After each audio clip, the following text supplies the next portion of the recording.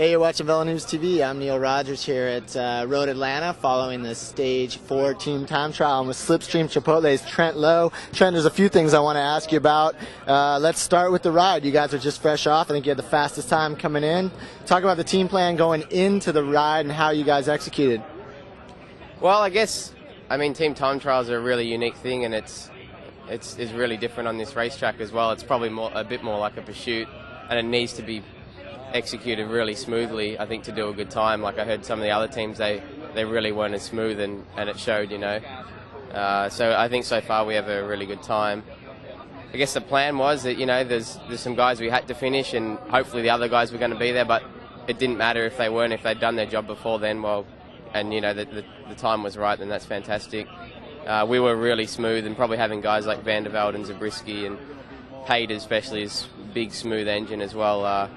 We've probably got some of the best guys as a team anyway for a race like this, and Tom also, obviously. But no, I think we rode fantastically. Correct me if I'm wrong, but it seemed like you showed your form a little bit yesterday in the closing circuits when I guess you had a broken wheel. You had to do it. Was it you and Lucas exchange wheels, and then you had to ride back on? The front of the field is full gas. I was pretty impressed to see you get back on. Yeah, it was actually my fault. I rode into Tyler, our sprinter's derailleur, and took some of my spokes out, so I had to stop, and there was a bit of confusion. I ended up with a spare with a neutral wheel. And yeah, I think fortunately the circuit was technical and a bit hilly, so you could kind of get a bit of time back in some corners, and if you had a good run into the dips that were going up, you could make a few lengths back. And again, Danny and Christian towed me back, and I guess you don't realize, a lot of the racing we do is much longer than this in Europe, and I think maybe some of the guys here aren't all that used to racing the distances day in, day out. And the field, we were surprised how it was exploded. It was just in pieces at the end, and I think it kind of showed everyone was getting fairly tired. So that probably made it a little bit easier as well. Were you able to kind of pull guys in, get a little draft, and then leapfrog from one to the other? Or were you just going straight through? It was more or less we were going straight through, and thanks to Danny and Christian, we didn't count on that at all. And the cars often they only slow you up because it was so technical. So we had to pick lines around cars, and there was some two-wheel drifts going on and nearly some overshoots on corners, but you do what you got to do. Yeah.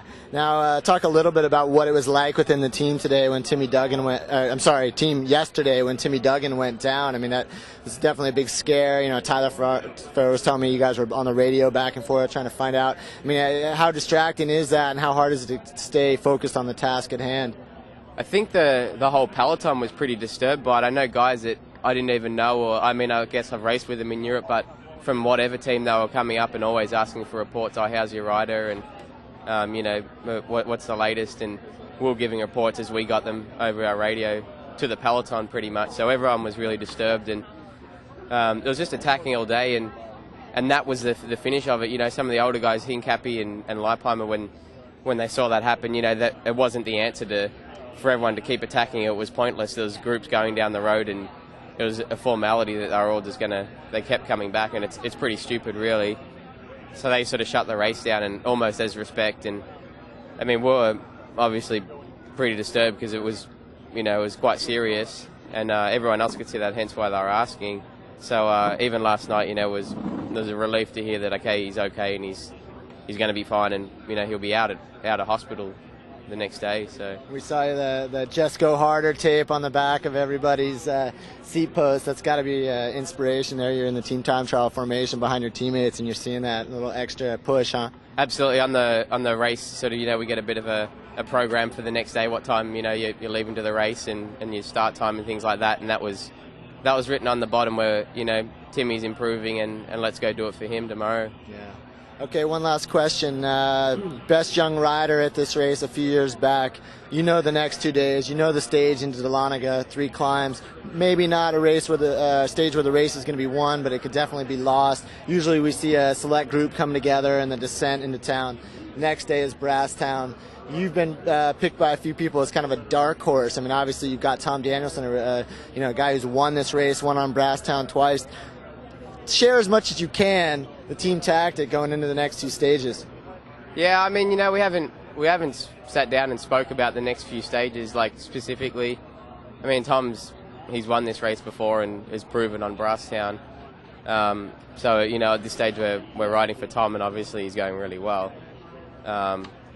So, and yeah, like you said, I think tomorrow, like, it's not going to be won, but it can be lost. You have to be on it every day if you're riding for General. You can't relax, and there's, you know, just a moment if you stop concentrating, the race can be gone, or, you know, you might crash or something like that.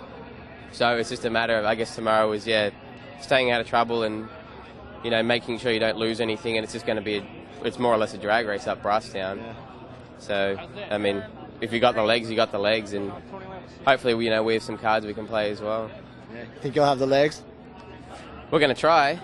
I mean, you know, Tom and I could probably, I can help Tom, or I can, you know, feed off one another a bit, hopefully. So we'll see. Yeah, we're looking forward to seeing. Thanks, Trent. Thanks, Neil.